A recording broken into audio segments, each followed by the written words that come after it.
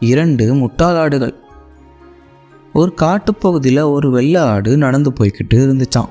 அப்போ அங்கே ஒரு ஆறு குறுக்கிட்டுச்சு. அந்த ஆற்றை எப்படி கிடக்கிறதுன்னு பார்த்த ஆட்டுக்குட்டிக்கு அங்கே இருக்கிற ஒரு பாலம் கண்ணில் பட்டுச்சான்.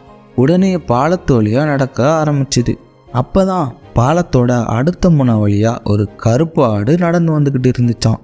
அந்த பாலம் ரொம்பவே சின்னதாக இருந்துச்சு.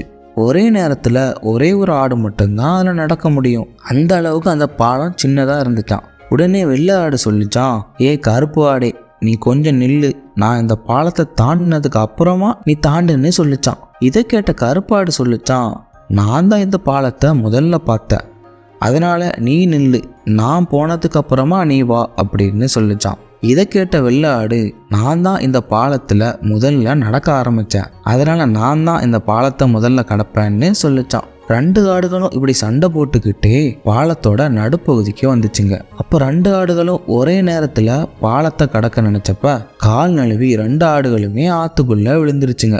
அப்பந்தான் 2 ஆடுகளும் நினைச்சுதுங்க, நாம ஒருத்தராச்சு விட்டு கொடுத்துருந்தா இந்நேரம் பாலத்தை நல்லபடியாக கடந்திருக்கலாமேன்னு. இப்படி விட்டு கொடுக்காம கடைசியில் ஆற்றுல விழுந்துட்டோமேன்னு ரொம்பவே ஃபீல் பண்ணுச்சுங்களா அந்த 2 ஆடும்.